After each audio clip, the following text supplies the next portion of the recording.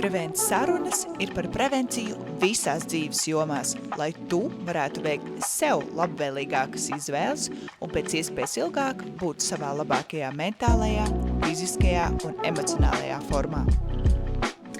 Čau, čau! Sveiciens Prevent pirmajā sarunā. Šī ir pirmā saruna, Jā. Mūsu šodien slepenais viesis jau ierunājās, bet jā, Snāte. Man sauc Zane. Un ar mums šodien kopā sarunāsies, ja mēs sarunāsimies ar veselības un fiziskās sagatavotības treneri, iespējams nākamā bestsellera, jeb grāmatas Dzīvot bez pauzes autori, Zandu Zariņu Rešetinu. Čau, Zanda! Sveiks, meitenes! Mēs šodien runāsim par tādu svarīgu tēmu, sievietes hormonālo veselību. Bet pirms mēs sākam, kas ir divas lietas, ko tu dari pamostoties? Iztīšu zobus un izdzeru glāzi siltu ūdens. Un tas tev palīdz sākties dienā? Nu, tā sāks man diena, jā, jau gadiem ilgi es kaut kā šo rituālu esmu iesākusi un jā, tā es pamostos. Mans vienmēr ir tāds vislielākā interese, kā ar to rīta vingrošanu. Es neesmu rīta vingrotājs, es vispār neesmu vingrotājs mājās. Ir cilvēki, protams, kuriem ļoti palīdz tā no rīta izstaipīšanās un tas lēnais rīts, bet man, diemžēl, nav tie lēnie rīti. Es novērtēju katru minūti, ko es varu ilgāk pagulēt, un tādēļ, jā, es neesmu tas cilvēks, kas no rītiem tur staipās un vingro, un arī brīvdienās ne. Tas nomierina, ja to saka treneri. Es saku, katram ir savs, jā, un kam ir šie te lēnie rīti, kad var ieviest šo te rutīnu no rīta ideāli. Tāpat arī man nav laika visām šām sejas masāžām, un ko es vienmēr atbrīnoju tās sievietes, kas tiešām sapērk visus gošus un visādus tur krēmi, maskas un tā tālāk. Es esmu arī diezgan slinka šinī ziņā. Bet varbūt tas nav slīkums, jā. Mani arī nomierina, ka tātad tu arī esi cilvēks, un ne visiem vajag to rītu. Ja man ir tāda vainas apziņa, ka es arī... Nē, par šo noteikti nav jābūt vainīgai. Man liekas, daudz svarīgāk ir, lai vispār šīs te aktivitāte vai vingrošana vai tāda pastiepšanās vai tā jebkas, ir tā tavā ikdienā, jā, un vainīgai taču nevajag justies. Zanda, teiksim tā, es pārstāvu to sieviešu grupu šodien, kuras ir dzirdējušas par to, kas ir perimenopauze, bet nav veikušas tādu ļoti dziļu izpēti. Pastāsti man, kas ir perimenopauze un kas man sagaida? Oi, tas būtu tāda gara saruna. Nevēl es uzrakstīju grāmatu par šo. Bet tā pēc definīcijas perimenopauze ir tas dzīves posms, kurā sākas šīs te hormonālās izmaiņas, hormonālās svārstības, līdz brīdim, kad iestājas menopauze. Un tas var būt posms no 4 līdz pat 10 gadiem, un katrai tas var izpausties savādāk. Protams, es katrai sievietei novēlu, viņš izpaužas maksimāli viegli un nejūtami, un tas process ir viegli pārdzīvojams, bet tā mana pieredze un arī sarunas ar sievietēm liecina par pretējo, ka ļoti retai ir tiešām viegls šis posms, un tas, kāpēc es par to sāku interesēties un kāpēc es par to sāku runāt, pirmkārt tā bija manas pašas pieredze, ka es saskāros ar to, ka es ilgus gadus nevarēju, diezgan ilgu laiku posmu un saprast, kas notiek, kāpēc es jūtos tā, kā es jūtos. Un tagad visu atlikušo dzīvi šitā jāeksistē. Un man laikam prasīja kaut kādus 3 gadus nonākt līdz šim terminam perimenopauze. Un tad, protams, sāk runāt ar sievietēm, kas, piemēram, trenējās, no savām draudzenēm, jo tāda likās, ka tā būtu tēma, tikai čukstus, un pat sanāca saruna draudzene, ka viņa saka, es arī biju pie dakteris, man tur tie hormoni, man tur izrakstīja to. Es viņai, kāpēc tu čuksti? Kāpēc tu čuksti? Kā tur, tā kā mums vīrs sēdēja viesistabā, un saka, tā kā, viņiem arī ir jāzina. Tā kā viņiem ir jāzina, kāpēc mēs jūtamies tā, kā jūtamies. Bet tas noteikti dēļ, tas mans pieņēmums, tādā, dēļ nezināšanas, jā, un tā kā man arī nezināja menopauze vai klimaks, jā, un sievietes paliek resnas, seksu negribās. Tas ir arī viss, ko es zināju par šo posmu. Tad sanāk, tu zināji, vai tu nezināji īsti, kas tas ir, kad ir tāda perimenopauze? Jā, es par to vispār nezināju. Patiesībā tā pirmā speciālista, kas man tā kā pateica, viņa pateica premenopauze. Tad kā ir premenopauze? Premenopauze ir viss posms, viss reproduktīvais posms līdz šai perimenopauzei. Tāpēc medicīniskās terminoloģijas, ja, tā kā viss reproduktīvais vecums. Tagad es varbūt neprecīzi izteikšos, bet man liekas, no pirmām menstruācijām līdz sākas mums šīs svārstības. Tad ir perimenopauze, tad ir menopauze un tad ir postmenopauze. Beidzot skaidrība. Jā. Es arī dzirdēju par to premenopauzi, un tad man likās, kas ir tagad perimenopauze. Kas tas ir? Jo, tā kā tas arī tas pirmā ārsts, pie kā es biju, tev laikam ir premenopauze. Bet, tā kā jā, tur laikam tā ir tā tēma arī tie ārstu vidū, laikam ne ginekologus, viņš tā kā sāka pacelties, jo to man teica uzturu speciālists. Jā, tā kā nevis ginekologs, pie kā es biju, bet tieši jā, uzturu speciālists, laikam tev ir premenopauze. Bet tu minēji, ka tu jau ar savām klientēm vai draudzeni par to runāji tādu kā tabū tēmu. Bet šobrīd man šķiet, un es domāju, ka man piekritīsiet arī jūs, tādā sociālā vidē, mēdīju vidē šī tēma ir diezgan aktuāla, karsts temats. Kāpēc tev šķiet tā ir? Un otrkārt, tu uzrakstīji grāmatu par to. Kam ir paredzēta šī grāmata? Kas ir šīs grāmatas lasītājs? Tātad uz jautājumu pirmo daļu atbildot, man liekas, es pastījos Instagramā, mans pirmais posts par šo tēmu bija kādi 2 gadi atpakaļ, varbūt bišķi vairāk.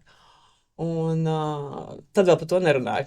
Tā kā es pieņemu, varbūt kaut kur es to ledu sakustināju, un tad arī Inga Spriņģa par to sāk runāt. Es pieņemu, es nezinu, kad Māris Lēja, bet tās ir man tādas 2 zināmākās sievietes, kas arī par to runā.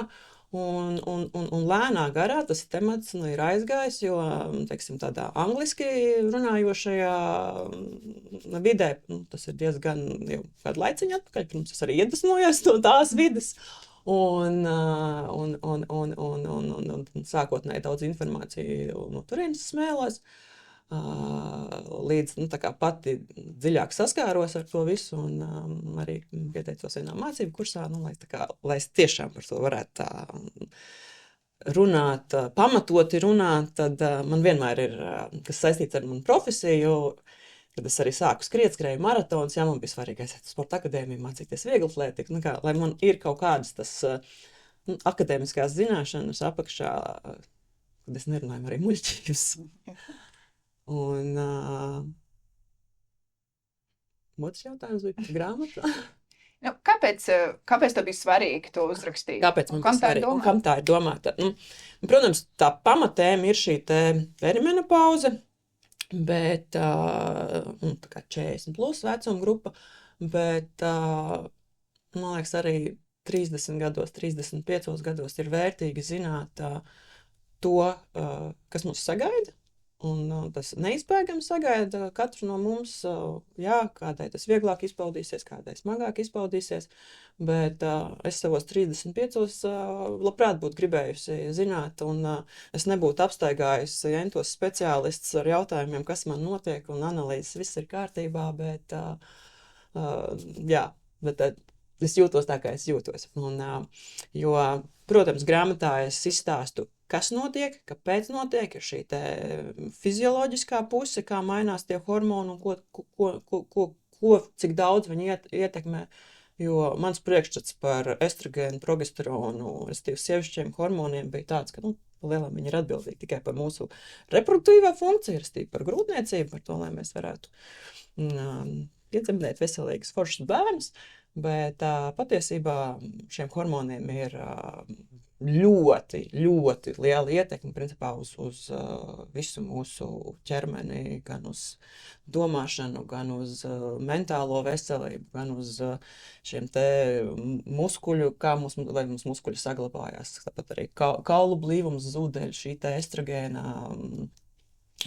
samazināšanās, jo kāpēc vīriešiem nav tik daudz, teiksim, vecumdienās gūžu lūzumu kā sievietēm, jo viņiem tie kauli tomēr paliek stiprāki, jo nav šis te hormons to neuztur.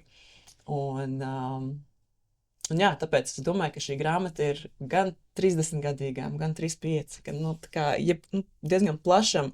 Jebkurai sievietei viņu vajadzētu izlasīt neatkarīgi no vecuma, jo arī grāmatas otrajā daļā, kurā es dalos vairāk no savu profesionālā skatījuma, gan par fiziskām aktivitātēm, gan par uzturu, šie te pamatprincipi ir jebkuram vecumam. Fiziskās aktivitātes, kādas ieviest, kāpēc ieviest, ko katrs no šiem treniņu veidiem dod tavam ķermenim, tāpat arī uzturs. Jā, tas pamats ir neatkarīgi no tā, vai tev ir 20 gadi, vai tev ir 50 gadi. Jā, tas, varbūt 20 gados tu neaizdomājies par to, cik nozīmīgs varbūt ir olbaltumvielas, vai tev vajadzīga tā muskuļu masa vai ne. Jo arī tas, ko es gribu kaut kādīgi, es nezinu, vai man tas to izdosies. Iespējams, kādai daļai sieviešu man izdosies mainīt šo te domāšanu, kad sports nav par liekiem kilogramiem. Ja, jo liela daļa sieviešu uzskata, man ir jāiet sportot tikai tad, ja man ir liekais svars. Nē, tas nebūtu tā nav, jo tie ieguvumi, ko dod fiziskās aktivitātes, un neatkarīgi, vai tie ir spēka treniņi, vai tās ir kādas aerobikas, vai grupu nodarbības, vai skriešana, riteņbraukšana, dejošana, jā, ir daudz vērtīgāki veselībai nekā tie pāris liekie kilogrami. Un svaru var sakārtot ar uzturu, bet mēs ar treniņiem veidojam šo te ķermeņa kompozīciju un ietekmējam dažādus veselību procesus. Mm-hmm. Tu pieminēji par uzturu, un kādreiz, tad varbūt paturpinot, man bija jautājums par perimenopauzes laiku, kādi ir tie tādi galvenie faktori, kam būtu jāpievērš uzmanība attiecībā uz uzturu? Noteikti nebadoties. Tiešām vissliktākais, ko jūs varat izdarīt, ir neēst. Jā? Un bieži vien sievietes domā, ēdīšu mazāk, kustēšos bišķiņu vairāk, un tieksim, tie liekie kilogrami aizies. Bet jau tā, šī vecuma posmā ir tas diezgan daudzām paaugstināts stress, kortizols, un ar šo te neēšanu mēs vēl vairāk ķermenim radam šo te stresu, un tad veido šis te aburtais loks. Lielāks kortizols, vairāk gribas ēst. Ja? Un tas ietekmē šo te apetīti, tas ietekmē vēl attiecīgi citus hormonus, ir tāds grelīns un leptīns, kas sāta un izsalkuma hormons. Un jā, mēs gribot labāku, jā, nēdot, padaram šo situāciju vēl sliktāku. Nu, protams, tam visam arī blakus ir kaut kāda emocionālā ēšana, ja mēs turamies, nēdam, un tad noraujamies un žēlojam sevi. Tad viena no tām lietām ir tiešām plānojam savas ēdienreizes, cenšamies tās neizlaist. Un tad, protams, skatāmies, lai šis šķīvi saturs ir pilnvērtīgs, sabalansēts. Es galvenokārt savas maltītes būvēju, ja tā var teikt, ap olbaltumvielām. Galvenais, lai ir olbaltumviela avots. Tad ir saliktie ūkļhidrāti un veselīgie tauki. Ja, tas ir tas pamats, kam ir jāpievērš uzmanība. Un noteikti neizslēgt ūkļhidrātus, kas arī, man liekas, tāds bubulis, jā, daudz nevis ūkļhidrāts neēd. Ja jūs neēdīsiet ūkļhidrātus, arī nebūs šis te enerģijas. Olbaltumvielas salikumā tieši ar ūkļhidrātiem taukiem dod to sātu sajūtu. Un, jā, lai ir tiešām tā maltīte pilnvērtīga. Un es vienmēr esmu, man liekas, sev varētu nodevēt tad brokastu advokātu. Jā, teiksim, mani šodien nostrāstē. Tad brokastu jāpēd. Tā kā arī, teiksim, ja man nav laiks, tieši tāpat kā Zanes izdara brokastīs proteīnu kokteili, es vēl tur tā kā... Tas skaitās. Es vēl iemetu auzu pārslas, arī kaut kāds ūkļhidrāts, lai viņš ir tiešām pilnvērtīgāks un sātīgāks. Ja? Bet arī tīrs proteīna kokteils arī, ja tu pēc pāris stundām aizies kārtīgi paērīs, tad tas ir labāk nekā nekas. Bet bieži vien, manas tā ātrās brokastis ir proteīns, auzu pārslis, zemesrieksts sviests. Principā tur ir viss, vienīgi tas, kā auzu pārslis sablenderēts, bišķi mazāk tās šķiedrvielas, bet principā viņi ir tādi pilnvērtīgi ēdienreizi. Un saldumi? Saldumi, es esmu vispār diezgan kategoriski pret kaut kādiem aizliegumiem uzturā, un, ja tev kārojas to našķīt, apēd to našķīt. Nevis sev tā kā aizliedz, un mēs visi esam cilvēki. Tā, ka 100 punktu norausies uz labāk apēd to vienu gabaliņu šokolādes, nekā cieties, un tad viss tāfelī. Visas brīvdienas. Visas brīvdienas. Vai Tāpēc pēc ēšanas. Apēst pēc ēšanas, un kāpēc arī šīs te olbaltumvielas, jo olbaltumvielas tev dod to sāta sajūtu, un tev pat negribas našķēties. Bet ja tev tā kā ir pamaz šīs te olbaltumvielas, tad tev gribas vēl kaut ko uzkast. Vai tā kā ir tev tikai ogļhidrāti pusdienās, tad 100% pēc stundiņas tev gribēsies kaut ko vēl panašķēties. Jā, jo tas pirmais insulīns būs uzgājis, viņš ies lejā, un tev atkal kaut ko gribēsies. Bet tā kā šīs te olbaltumvielas palīdz šo balansiņu noturēt tās 3-4 stundas. Ja es nemaldos, arī runājot par olbaltumvielām, tas arī tāds trends, bet man liekas labs trends, jo par to patiesi, man liekas, tas arī agrāk nepievērš tam uzmanību un likās, tas tikai uz sportistiem, proteīna pulveri, tur muskuļu masas, un arī ne tādai manai izpratnē muskuļu masas tur. Tad sanāk tā, ka olbaltumvielas ir nepieciešams, lai to muskuļu masu veidotu veselīgā, priekš sievietes kā priekš manis, kur arī ir perimenopauzes posmā. Un man par šo arī mana ginekoloģa teica par kustībām, par muskuļu masu, jo tas ir tas, kas notur ķermeni. Un tad es domāju, vai to var izmērīt, vai tev ir kaut kāda pieredze vai zināšanas par to, kā, vai to var just, vai to var izmērīt par to muskuļu masas zudumu, un kā tad viņu tā kā uzturēt, vai man mājās obligāti ir hantels jācelo un svari, jo man tas tā kā biedēm, liekas, tas nav mans. Tā kā, ko man darīt? Es saprotu, man šis būtu jādara, jo man jāteica. Restīvi, muskuļu masu var izmērīt. Ir šie te bioimpedences svari, kur nosaka vispār visu ķermeņa kompozīciju sastāvu, kaulu masu, tauku masu, muskuļu masu, cik ūdens ir ķermenī. Nevar teikt, ka viņi ir 100% precīzi, bet tādu vispārīgu priekšstatu par to mēs varam iegūt. Un teiksim, to tendenci arī, vai šodien tu uzsāc treniņus, mēs nosveramies un sākam mainīt tavu dzīvesveidu, tavu ikdienas rutīnu ar uzturu, ar treniņiem, un teiksim, pēc 2 mēnešiem mēs atkal uzkāpjam uz šiem svariem, tevi visu noskanējam, un tad mēs varam redzēt, kā tev ir mainījusies šī te ķermeņa kompozīcija, jo, piemēram, bieži vien šie te svars kā tāds var nemainīties. Jā, man bija jautājums svars. Jā, svars nemainās, bet, piemēram, ja cilvēkiem cevišķi, kam ir liekais svars, tur, teiksim, tauku masa, kāpēc saka arī, mēs nevis vienkārši zaudēt svaru, bet mainīt ķermeņa kompozīciju. Ja mēs tos, teiksim, liekos 5 kg taukus, mēs viņus varam pārvērst par 5 kg muskuļu. Ja? Tas svars būs nemainīgs, bet tavs ķermenis izstīsies pilnīgi savādāk. Ja? Viņš būs, muskulis ir maziņš, blīvs, un viņš... Ja tauku blāķis ir kilograms šāds, tad dūrīte, būs muskulis tas pats kilograms, tad tā attiecība mainās ķermenī. Un savukārt par treniņiem un olbaltumvielām.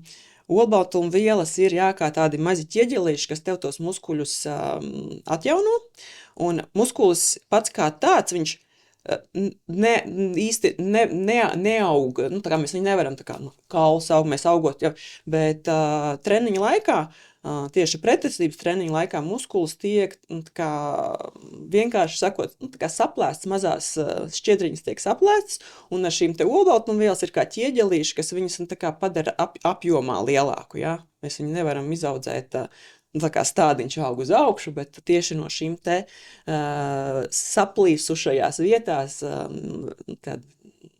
vizualizējot, te veidojas rētavs, un viņš paliek lielāks. Un to var panākt, ar spēka treniņiem. Sākotnēji, tavā gadījumā tie var būt treniņi ar savu ķermeņa svaru, bet, lai tu progresētu, kaut kādā brīdī tev vajadzēs paņemt tās hanteles. Tiem smagumiem ir Tā kā vai nu tās ir hanteles, vai nu tās ir gumijas, vai nu, vai nu tas ir svaru stieņas, jā, bet šī te pretestība ir jāpalielina, jā, lai tu progresētu. Un nevajag baidīties, tu neuzskačāsies milzīgi liela kā tāds mazais Švarcenegers kultūrists.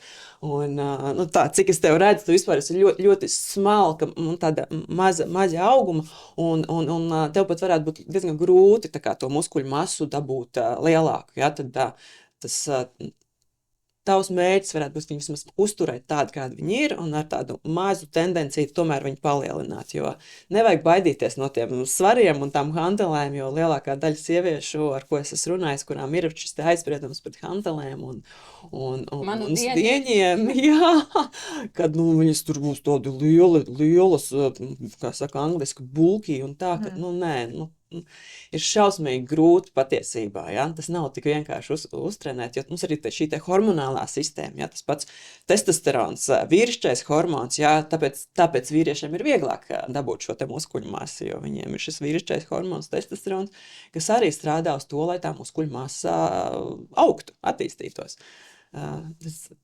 Es tev iesaku pamēģināt. Sāc ar mazām hantelēm. Mazām smukām hantelēm. Mazām, jā, tā, lai smuks rozā vai vienalga tavā mīļākā krāsā. Un noteikti, jā, tas nav tik biedējoši, un tas tiešām rada atkarību un tādu pozitīvu atkarību. Un pēc tam, jo sevišķi, ka tu redzi to rezultātu, ka tev tur parādās kāds muskulīts, tur reliefiņš, un ka tas, man liekas, motivē vismaz lielāko daļu sieviešu, ar ko es runāju, tas motivē turpināt. Kā tu varētu teikt, kāda ir atšķirība lielākā? Sieviete perimenopauzes vai menopauzes posmā, kura piekopja spēka treniņus, un sieviete šādā pašā posmā, kura nepiekopja. Kāda ir galvenā atšķirība? Kā tas palīdz? Tas tāds ļoti sarežģīts un grūti atbildams jautājums. Pirmkārt, to jau katra individuāli izjūtā. Protams, šī tēma ir tagad pacelta un daudz par to runā, ka tie arī, arī ārsti par to runā, ja, kad ir vajadzīgi šie te treniņi, un tas pat oktobrs bija menopauzes mēnesis, tāds starptautiskais, un pat tā Pasaules menopauzes asociācija, kā šī gada šī te menopauzes mēneša tēmu bija pasludinājis dzīvesveids kā zāles. Tā kā, tas viss ir, ka pamats jau mums ir tas dzīvesveids, šie te gan kustības treniņi, gan uzturs, un šī te miega sakārtošana, stresa menedžments, ka tas ir tas pamats, un tad viss pārējais, ja, ko mēs darām, tur, teiksim, jau kādi uzturbagātinātāji vai tā pati hormonu terapija, tas jau ir tāds nākamais solis, ar ko jā, mēs varam palīdzēt, bet jāsāk tas pamats sakārtot tieši ar šiem te treniņiem, apzinātiem vai, protams, visām nav jācelā tie tas svari, ja tas tiešām sagādā vairāk stresa un nepatīkamas emocijas, tad nedariet to, tad jogojiet, ejiet uz pilatēm, staigājiet, brauciet ar riteni, ejiet, dejojiet. Vismaz kaut kāda, lai ir šī te kustība, jo tas, to, ko cilvēks, sieviete darīs ar prieku un ar gandarījumu, tikai tas sniegs to rezultātu.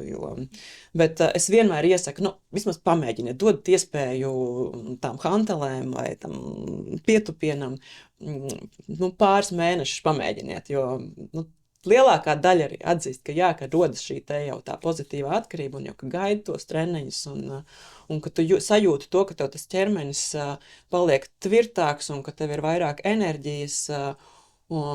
Tie novērojumi, ko man sieviete saka, tur viņi mainām fokusu no tā ciparu uz svariem, uz to fokusu, ar cik lieliem svariem mēs strādājam, ja? Un nebūs tā, ka man arī atnāk, tieši tagad salīdzinoši nesen sāka nākt viena sieviete, kur visa dzīve ir bijusi ļoti slaida un nekādas problēmas nav bijušas, ja tagad 52, 3 gadi, un viņi saprot, ka viss ir tā, ka nav vairs tas, un ka kaut kas ir jādara, un tad viņi saka, sāksim ar vienu reizīti nedēļā pamazām un tā, un tagad mums laikam mēnesi nāks, viņi saka, varam pielikt vēl vienreiz.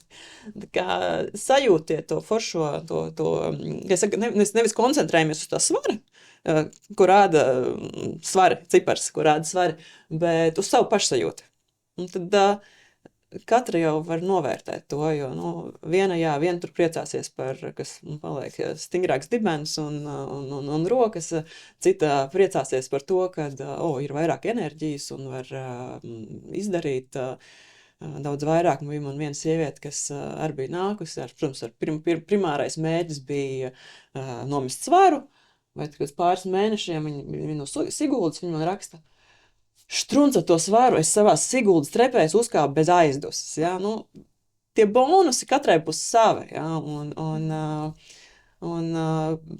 Protams, mēs jau arī, teiksim, arī mana tā pirmā saskara to, ka man bija šis te hroniskais nogurums, tu jau kaut kādā brīdī pierod pie tās sajūtas, un tev jau tas paliek, tā kā par normu, ja? Un tad, kad tu sāc kaut ko mainīt, saprotu, nē, tas nebija forši. Forši ir šitā. Tā kā, mans ieteikums ir dot to iespēju gan tiem spēka treniņiem, ja tas ir kaut kas jauns jums, un pamēģināt, jo tas nav tāpēc, ka es esmu treneri, bet tas ir zinātniski pierādīts, ka tas tiešām uzlabo to dzīves kvalitāti, un vecumdienās, mans mērķis, kāpēc es trenējos, to es daudz kur esmu teikusi, ka es gribu būt neatkarīga, lai maniem bērniem nav mani jāaprūpē, lai es pati varētu aiziet uz toleti un pati funkcionēt un staigāt, un man nebūtu nekādu problēmu piecelties, apsēsties un vēl skriet ar mazbērniem. Kur tu pieskāries vienam no simptomiem, tas caur ko tu sajūti, ka kaut kas īsti kārtībā nav. Varbūt tu vari apkopot tos galvenos perimenopauzes simptomus un tā kā tavs tas, kā tu atklāji, ka pastāv tāda lieta, nogurums. Man, tas tā kā tiešām šis te hroniskais nogurums, kad tu esi gulējis 8-9 stundas, tu pamosties un ir tāda sajūta, ka tu vispār neesi gulējis. Un īsti arī šis te smadzenes nefunkcionē, tad tu saskaries ar šo te smadzeņu miglu, ja tur īsti nav tāds zinātniski pamatots nosaukums vai kā, bet, kad tiešām, kad liekas, ka es nevaru izdomāt treniņu, es 20 gadus strādāju par treneri, kāpēc es nevaru izdomāt treniņu? Un tas vēl bija laikā, kad es skrēju maratonus, un es jau tā diezgan disciplinēti, es saku vienmēr, tā motivācija var būt, var nebūt, bet galvenais ir tā disciplīna, jo man ir ieplānots tas treniņš, man treneris ir ierakstījis, ka man ir šodien jāskrien tie 11 kilometri, un es iešu un skriešu, un es skrienu, un es nevaru paskriet. Man tās kājas pat neceļās un negribu, un tā, ka nesaprotu, kas notiek. Tu meklē visu kaut kādas citas iemesls, tur dzels, visu kaut kāda vitamīna D, vitamīns, un kas, tur viss ir tiešām kārtībā, un tas nav, un tad tu sāc tā kā staigāt pārstiem, un arī viss saka, viss ir kārtībā. Tur no sākumā tos mēģina izslēgt visu vitamīnu deficītus, un tad ir stress. Stress arī nav, tur arī analīzes, viss ir kārtībā, un tad tu nonāc līdz, ka šeit tāds te ir arī premenopauzes simptoms, par ko, tā kā nerunāja vismaz līdz šim. Tagad tas ir. Es pat teiktu, ka lielākai daļai ir sievietes, ar ko es esmu runājis, ka tas ir tāds viens no izteiktākiem simptomiem, jo šie te plaši zināmie karstuma viļņi vai nakts svīšanas vai vienkārši svīšanas, tie ir viena no pēdējiem, kas patiesībā parādās. Un tie vairāk, tie pirmie simptomi ir tieši ar šīm te kaut kādām kognitīvām funkcijām, ar aizmiršanu, ar nogurumu, ar tādu depresīvu noskaņojumu, kad, es varu pateikt, ka manā gadījumā arī šis te hroniskais nogurums mani noved tik tālu, ka es jau sāku domāt, ka man ir depresija, kur arī internetā aizpildīt testu, un vienīgā atbilde, kas man tā kā nesakrit, bija domas par pašnāvību. Tā man tā kā nebija, bet viss pārējais, viss norādīja uz depresiju. Un bieži vien, arī šī te hormonālās izmaiņas tieši pirmais, ko skar manā pieredzē, un runājot ar sievietēm, ir tieši šīs te mentālā un kognitīvā funkcija. Aizjūt pie ginekologa vai pie kāda speciālista aizgājuma, tad sapratu, ka kaut kas ar hormoniem. Par lielām, tieši šis te uzturspeciālists, ar ko es konsultējos, jo kas tā kā ar domu, ka mēs izslēdzam visus deficītus, tad mēs strādājām uz kaut kādu mitohondriju vielmaiņu. Un tad arī īsti labi, sākumā tika bišķi to smadzeņu miglu galā caur, tur bišķi tur kaut kāda vitamīna bija mazāk nepieciešama man, bet veicot vienu tādu Dutch tests ir analīzes, kuras tā kā negluži ģenētiskās, tur noteiktās cikla dienās mēs tā kā pārbaudas ciekalas un urīnu, sūta prom, un pēc 3 nedēļām atnāk litīga analīze pa hormoniem, pa kortizolu, pa melatonīnu, un tur man konstatēja šos te, estradielas lejā, progesteronas lejā, testosterons lejā, viss slikti. Viss lejā. Un tālāk, tālāk es meklēju ginekologu, kas man jau šo te visu varētu sakārtot, arī ne jau ar pirmo dakteru man tas izdevās, bet galu galā, tagad man forši dakterē, mēs esam bijuši šos te visus hormonus, kaut arī, tā kā šī posma laikā, tur visu laiku tie hormoni lēka augšā lejā, vienu mēnesi ir labi, citu mēnesi varbūt bišķi sliktāk, kā reiz vakar nodeva analīzes, ir atkal viss labi. Un tā. Bet tāds ļoti nopietns darbiņš jāiegulda, lai līdz tam tiktu. Zanda, paldies par grāmatu. Es ceru, ka tagad sievietēm būs vieglāk šis posms. Es pat viņu nosauku kā tādu sevis lietošanas rokas grāmatu, jo man patiesi arī līdz šim, kamēr es caur savu pieredzi nesaskāros, ka kaut kas īsti riktīgi nav, es nezināju, ka ir tāds jēdziens, ir tāds laiks perimenopauze, ka tas ir tāds pārējais periods, kad sievietēm tie hormoni augšā lejā un organismam tas ir, tā kā šoks un stress, kur mums ir svarīgi viņu mēģināt līdzsvarot, acīm redzot, ar visu to dzīves stilu un veselīgu un visiem tiem pamata miegs, kustība un uzturs. Un šī sanāk ir kā tāda instrukcija sev, kur tu esi apkopojusi, par ko mums ir jāpadomā, jo redz, sanāk ne visiem ārstiem laikam ir laiks par to parunāt, sanāk tā tu aizēji, uztaisi check-upu, tev viss ir kārtībā, un labi, ja tev ir viss kārtībā, bet tas jau, kā man ārsts teica, tas nesāp, to tu nejūti, un ja tu katru gadu neaizēji nočekot, tas nesāp. Jo, es varu godīgi atzīt, ka es šo grāmatu tiešām rakstījies ļoti lielas cieņas un respektu pret ārstiem. Es zinu, cik viņi ir noslogoti, un tiešām, ja sieviete neuzdod šo te jautājumu par šo te tēmu, tad visdrīzāk ārsts šo te 20 vai 30 minūšu laikā, kas ir paredzēts vizītei, izmantos, lai veiktu, sievieti vienreiz gadā iet pie ginekologa, labi, un izdarīs to, kas ir jāizdara pēc protokola, vai vienkārši jāveic šīs te standarta pārbaudas, un es noteikti katrai sievietei novēlu atrast sev labu speciālistu, kas ir ieinteresēts šīs te sievietes labsajūtas uzlabošanā, veselības uzlabošanā šajā posmā, jo tikai ar ārstu, arī grāmatā es iedodu šo te informāciju, bet tālāk jau visas analīzes un viss, kas saistīts ar hormonterapiju vai kādiem uzturu bagātinājumiem, ir tikai un vienīgi ar ārstu jārisina. Un tā pamatdoma arī grāmatai bija, kāpēc viņa ir 2 daļās. Viena ir, lai sieviete saprastu, lai viņa zinātu, kādas jautājumus uzdot ārstam, aizejot vizītē. Un otra ir, kā rīkoties pašai, jo dzīvesveids ir atkarīgs tikai un vienīgi no mums pašām.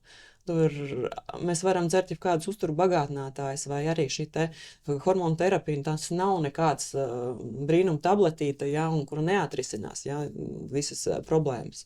Tāpat tās, zinu, kad cilvēks, es paprasīšu doktorei, tur tāda hormona, šitāda hormona, tas liekais svars pazudīs. Nebūs, ja jūs nemainīsiet savu uzturus, tad savus uzturu ieradumus, tad, hormonu terapija arī neatrisinās šo te problēmu. Viņa mazinās simptomus, bet teiksim, preventīvi iespējams mazinās risku dažādām saslimšanām vecumdienās, bet tas dzīvesveids ir pamats visam, lai kā negribētos, ja.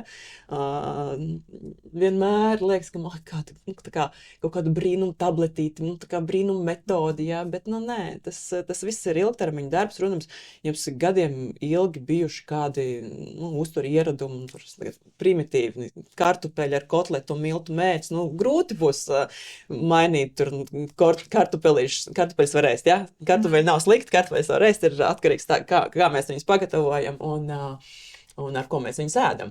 Bet, teiksim, tur vistas filē vai jebkāda, gaļa un zaļie salāti, nevis majonēze ar restīti, jā, uz karbonādes, jā. Lēnā garā tas viss ir jāmaina, un tam ilgtermiņā ir rezultāts.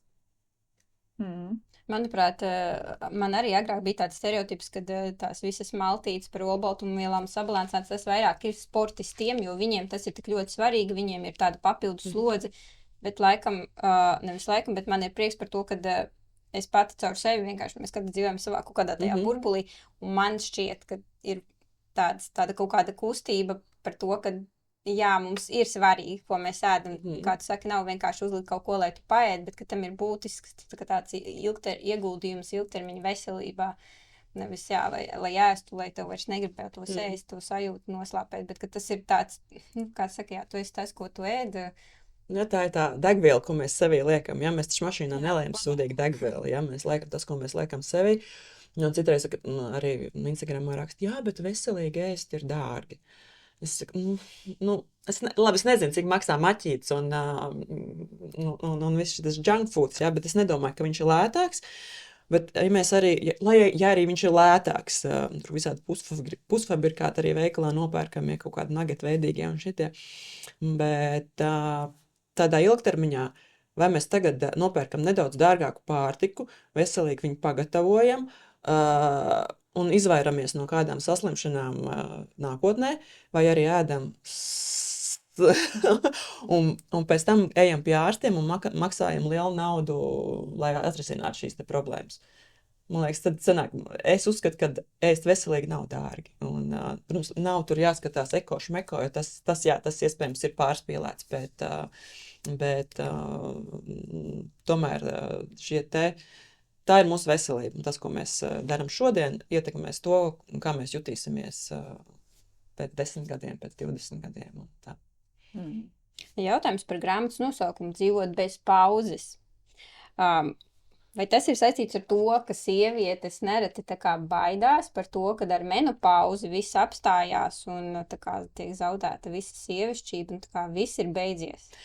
Jā, tā galvenā doma bija tā, ka menopauze, viss mēs pa lielam mūsu labākie gadi ir pagājuši, ja, un tad tagad ir iestājusies pauze vai pat viss ir apstājies un Beigu sākums. Beigu sākums. Nē, tas nav beigu sākums, jo es uzskatu, ka man gan nepatīk, ka latviski viņš neskan tik forši, man liekas, angliski tas midlife ir tāds, viņš ir tāds, man liekas, ar pozitīvāku noskaņu nekā latviski pusmūžs. Pusmūžs un dzīves otrā puse, un tad runāsim latviski pareizi, tad tajā pusmūžā un tā dzīves otrā puse, patiesībā es gribētu ticēt, un es tam arī ticu, ka viņi var būt pat labāki par to pirmo. Ja? Mēs esam bērnus izaudzinājuši, karjerā arī sasnieguši to, ko vēlamies, varbūt mainījuši savu nodarbošanos no varbūt sev nevēlamas vai sapratuši, ka mēs vēlamies kaut ko citu darīt, kas sniedz to lielāku gandarījumu un sakārtojot visu šīs lietas, kas ir saistītas ap veselību un labsajūtu, kad tiešām, ka mēs nepauzējam un viss turpinās un turpinās tikpat forši, ja ne pat foršāk. Jā, man liekas, tas īstais laiks ir tieši tagad. Tā perimenopauze ir tas ir tāds pārdomas, tā kā pārstrukturēt sevi, saprast. Protams, būs lietas, ko mēs nevarēsim vairs darīt tā kā savos 30. Ja? Man arī sākotnēji bija šausmīgi grūti pieņemt, ka es vairs nevaru skriet. Tā kā, ja es to turpināšu darīt, es sevi vispār nodzīšu un arī šī skriešana vairs nesagādā to gandarījumu, jā, pirmkārt tev nav enerģijas, ne spēka tam, tad tas ir tāds, caur tādu piespiešanos, un tas nedod vairs tās pozitīvās emocijas, bet tam var tikt pāri, nomainīt fokus, jā, ka es arī daudz vairāk skrēju, tagad es daudz vairāk kačājos. Un tas nav slikti, man tas patīk, un galvenais jau ir tā attieksme arī, jo tas, ko es arī novērojis, kad, protams, par šo tēmu runā daudz un runā visur, un ir šie te komentāri, ko var ņemties? Agrāk nebija tāda perimenopauze, menopauze, tagad visi tiek norakstīti uz to. Gluži nē, vienkārši agrāk par to nerunāju, un jā, protams, ne visas problēmas ir saistītas ar šo dzīves posmu, bet atkal jau tās lielākā daļa problēma ir saistītas ar mūsu dzīvesveidu. Jā, mēs ar savu uzturu, ar nekustēšanos esam sev novaduši līdz tam, kad parādās kādas veselības problēmas. Tā kā, ja jūs triggerē šī tēma, vienkārši neklausieties, jā, bet tāds ir, un ir forši, ka par to runā, un arvien vairāk sieviešu par to uzzina, un kļūst izglītotāks un saprot to, kas notiek ar ķermeni. Un man pat gribētu, runājot grāmatas kontekstā, man pat gribētos, ka katrs sievietes vīrs, dzīvesbiedrs, draugs izlasa šo grāmatu, vismaz to pirmo daļu, ja, lai viņš saprot, kāpēc tā sieviete jūtas tā, kā jūtas. Ja, ka tas nav tur vienkārši konkrētā cikla dienas, ja, un tur hormoni, ja, ka tas ir tāds periods, un ir forši, kad tas dzīvesbiedrs zina, kāpēc ir tā, kaut vai tāpat tēma par intīmajām attiecībām, ja, kad tas nav par to vīru, ka tas ir par mani, vienkārši tagad ir tā, un ir forši, ja partneri savā starpā šo var izrunāt, un tad tas vīrietis arī nejūtas, ka ar viņu kaut kas nav kārtībā, ja, kad tu man negribi, tu man nemīli, lai nav šie te jautājumi, ka tas vienkārši ir tāds dzīves posms, un tam var tikt pāri. Es tev nolasīšu dažus tādus pieņēmumus, varbūt stereotipus, mītus, un lūkšu tev komentāru. Menopauze sākās sievietēm vecumā no 50 gadiem. Statistika ir tāda, ka vidējais menopauzes vecums ir 52 gadi, bet nē, tas ir pieņēmums, jo viņi var sākties arī 40 gados, viņi var sākties 45, 46, 60 gados. Tas ir ļoti, ļoti individuāli. Un, jā, ir arī tāds jēdziens kā agrīna menopauze, kad šīs te olnīcas ir izsīkušas un iestājas šī agrīnā menopauze. Tas ir salīdzinoši retos gadījumos, bet tādi ir. Tā kā. Un patiesībā, es nezinu, vai jūs zinat, bet menopauze ir tikai viena diena. Viena diena jūsu dzīvē, kuru pa lielam konstatē retrospektīvi, jo tā ir diena, kad jums 12 mēnešu pēc kārtas nav bijušas mēnešreizes. Tad mēs varam teikt, ka jums ir menopauze, un tad sākās postmenopauze. Un tad perimenopauze piedzīvo visas sievietes, un tas ir laiks, kas iezīmē menopauzes tuvošanos. Jā. Tas ir. Menopauzes laikā sievietes zaudē savu libido un bieži pieņemas svarā.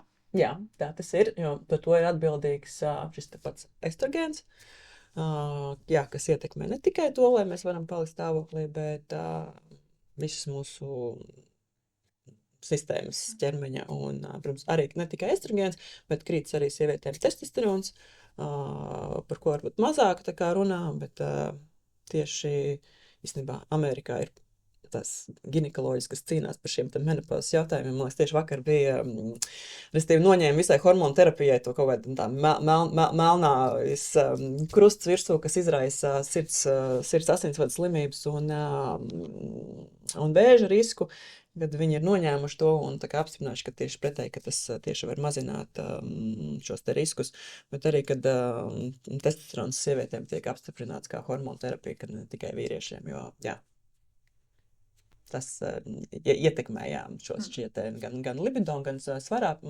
sievietes pieņemās, kas arī saistīts tieši ar estrogēnu, kas ir atbildīgs par to visu. Par to estrogēnu un svaru arī es esmu tieši ievērojis un padomājis, un tad es arī sapratu, ka ir tie vēderiņi tādi, un ka tas nav saistīts ar lieko svaru, bet tie ir tie saucamie estrogēnu vēderiņi. Nu, pat estrogēnu veidi vai kortizolu, jo tas arī, teiksim, kortizols arī veidojās tieši šajos te vēdera taukos, un tie ir vairāk tieši viscerālie tauki, kas ir vairāk uz iekšējiem orgāniem, un tie arī ir tie bīstamākie, ar ko vajadzētu tomēr darboties un mēģināt viņus samazināt. Šeit arī ir tādas divas diezgan svarīgas dzīves jomas sievietes dzīvē, un tad tu minēji, ka varbūt kāds domā, ko var ņemties, vai tas neeksistē, tad lūk, šeit ir atbilde. Iedomājieties, kā sievieti ietekmē tas, ka viņa jūt, ka libido ir ļoti zems. Es pieņemos svarā, bet es sportoju, un kas vispār notiek? Tātad uzreiz jau viņas sajūta par sevi samazinās, bet lūk, šo te zinot, kas ar mani notiek, es varu turpināt pēc iespējas kvalitatīvāk dzīvi, un vienkārši zinu, tā tas notiek, tas ir process. Tas ir process, tas nav manas dēļ. Bet tur var arī kaut ko darīt, tas ne tikai zini, ka tā notiek, bet ir arī lietas, ko var darīt. Tieši tāpēc, ja mēs nezinām arī, kā rīkoties, jo man bija svarīgi arī grāmatā uzrakstīt tos iemeslus, kādēļ, teiksim, trenēties vajag, ja? Jo, vismaz tā ir mana psiholoģija, ja es zinu, kāpēc es to daru, es arī tajās dienās, ka man nav šīs motivācijas kaut ko darīt, es iešu un darīšu, ja? Jo, ja mēs nezinām, ko tas mums maina, neaiziešu uz treniņu, labi, ēdīšu kūku, nevis ēdīšu vistas filēju.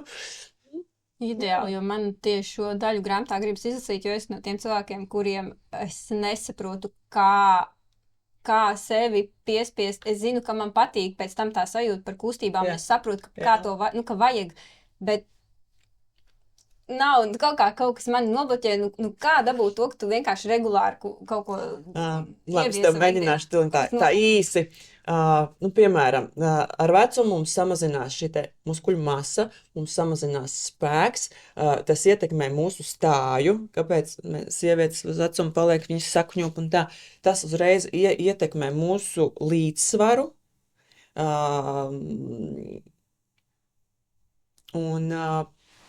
Pieņemsim, ja tu esi trenēta, ja tevi trenēta dziļā muskultūra, vispār tas muskultūra kā tāda, un kā tu saglabā savu stāju, ziemā tu ej un pēkšņi paslīdi, ja tu neesi trenēta, tu būsi augšpēdus, iespējams,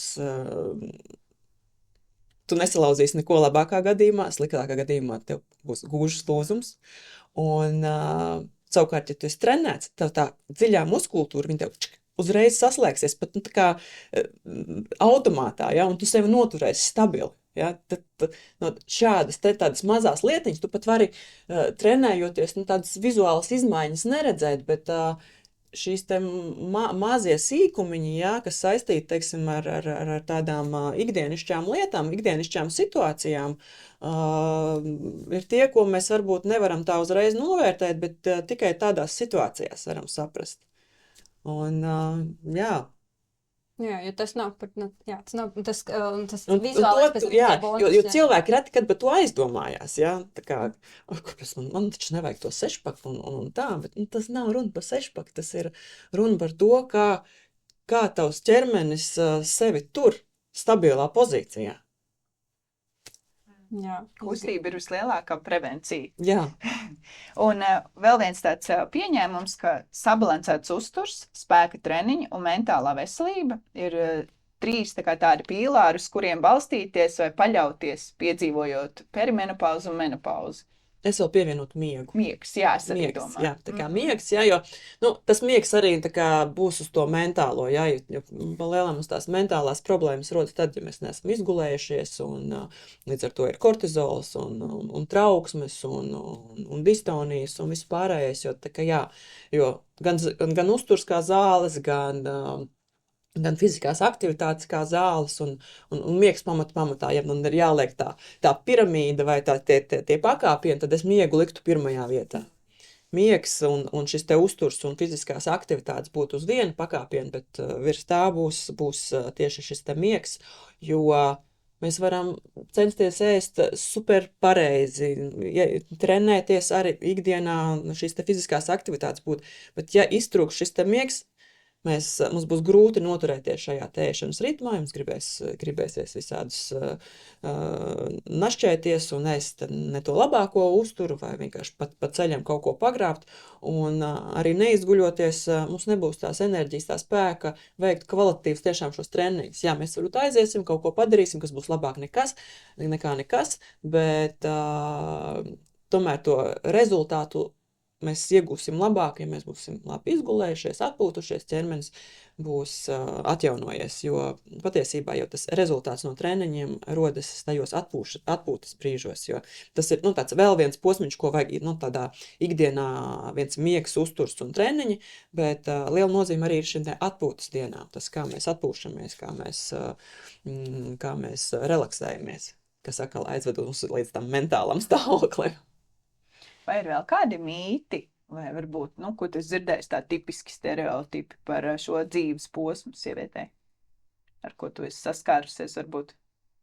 Laikam, tik daudz, ka es jau neatceros. Varbūt tev pašai bija kāda lieta, ko tu domāji, kā būs? Mans stereotips un priekšstats bija, ka jā, kad tas ir pēc 50 sievietēm, mēs paliekam resnas, mums negribas seksu, un, principā, dzīve ar to beidzās. Ja, un tādas nīgras kārenes mēs paliekam, ja?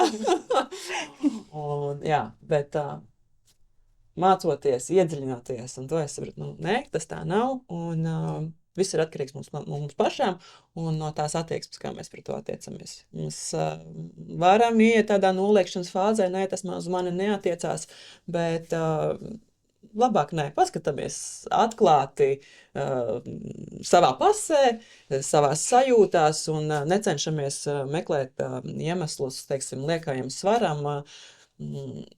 Mana vēdera kaut kas nav kārtībā. Šādi te es salīdzinoši nesen dzirdēju, ka varbūt aiziet pie ārsta un prasa par to, nē, tev kaut kas tur aiziet pie gastroenterologa vēdera pārbaud. Iespējams, bet tā pamata lieta noteikti nav kuņa problēma. Tāpat jau tas ceļš aizvedīs līdz tam, jā, bet, kā agri vai vēli, es tiešām gribētu, lai katra sieviete izjūtu maksimāli viegli šo posmu, bet jā, tā ir daba, tā ir fizioloģija, un mēs to nevaram apiet.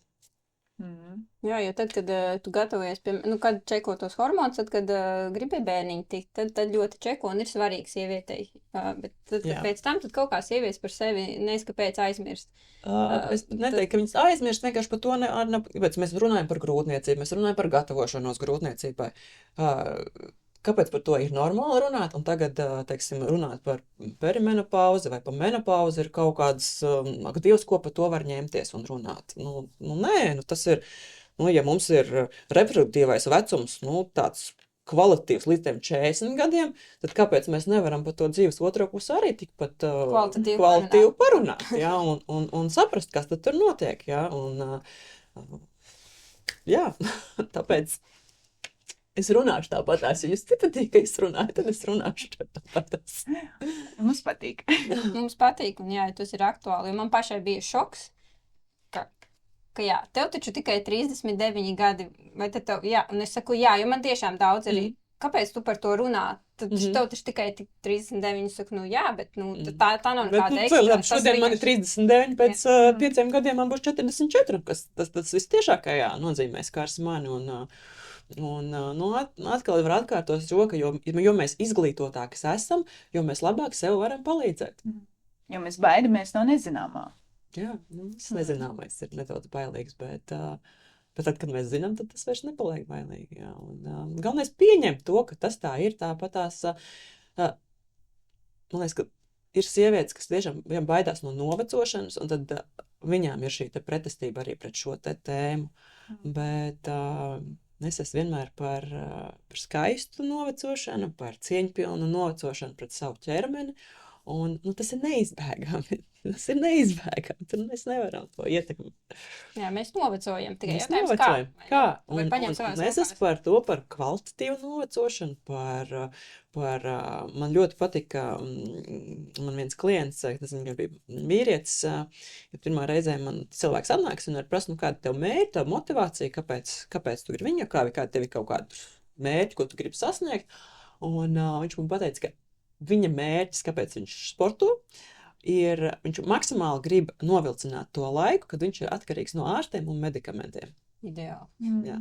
Un tāds ir arī lielam mans mērķis, jā, un kad, jo jau atkal, jā, šie te muskuļi ir dzīves orgāns, kas mums palīdz sevi uzturēt tiešām pie šīm te funkcionālām kustībām, pie kvalitīvu dzīvesveidu.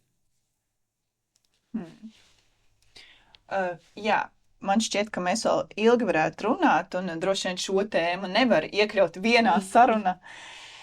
Bet nobeigumā, Zanda, ko tu novēlētu vai gribētu pateikt sievietei, kas vēl tikai gaida savu perimenopauzes posmu, un sievietei, kura jau ir šajā posmā? Sievietei, kura gaida, noteikti nebaidīties no šī te dzīves posma, neuztvert to kā tādu beigu sākumu, bet jau laicīgi izglītoties pašai par to, saprast un tā kā pievērst arī uzmanību šiem te signāliem, ko pašas ķermenis dod, jo tā kā mums ķermenis ļoti saka priekšā, jā, tā kā neignorēt kaut kādus pirmos simptomus, jā, ja arī tas liekas, varbūt neesmu izgulējusies, vai bišķi pagulēšu tur vairāk, bet tomēr pievērst tiem uzmanību un noteikti atrast ārstu, kas tiešām ir ieinteresēts risināt kādas šīs te radušās problēmas un tā kā nebaidīties, kad dzīve turpinās un arī dzīve pēc 40 ir forša, man liekas, ka tieši viss sākās. Savukārt sievietei, kas jau ir šajā posmā,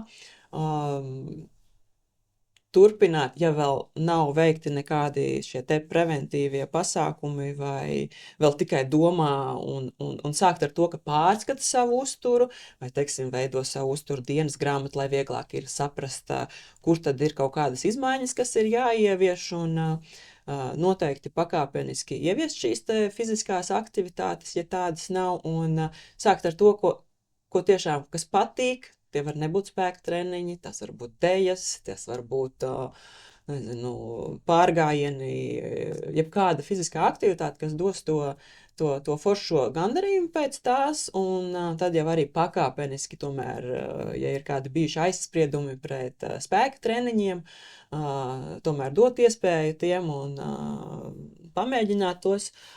Sākotnēji gan tiešām ieteiktu vērsties pie kāda zinoša trenera, jo spēka treniņiem ļoti svarīgi ir šī te pareiza izpildes tehnika, lai mēs varētu pakāpeniski palielināt gan svāru, ar ko mēs strādājam, gan arī varbūt veikt sarežģītākus vingrinājumus, iesaistot vairākas muskuļu grupas. Un iet ar diezgan pozitīvu attieksmi šajā dzīves posmā, un arī noticēt tam, kad nekas nebeidzās, ka viss turpinās un ka šis pārējais posms un visa atlikusī dzīve var būt diezgan skaista un piepildīta un baudām. Lielas paldies tev, Zanda! Paldies! Par šīs dienas sarunu. Un es domāju, ka nevien es gaidām, kad iznāks beidzot to grāmatu. Kad viņi iznāks? 3. decembrī būs grāmatas atklāšanas svētki. Jūs arī būsiet laipni gaidītas. Paldies! Un es domāju, ļoti labi lasām vēl šiem rudens vakariem. Es ļoti ceru, jo kā jau tāds latviecis, es parastais nemāku sevi lielīt un tur tā, ka, lai par mani runā mani darbi, ja, sev vajag reklamēt.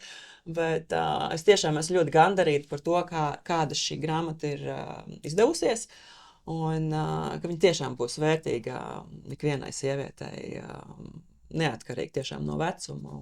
Es pat teiktu forši, ka stāv mājās, jo ja tev ir meita. Ja tev ir meita, un kaut vai, ja jums ir 30, un jūs jau saka, man vēl nevajag, tad izlasiet grāmatas otro daļu, kas ir tieši par uzturu, par fiziskajām aktivitātēm, par miegu, jo, ja jūs sāksiet šos te jau ieradumus veidot savos 30 gados, tad, kad pienāks tas brīdis, jums būs daudz, daudz vieglāk. Super, paldies! Un novēlējiet tas bestsellers, ja? Paldies!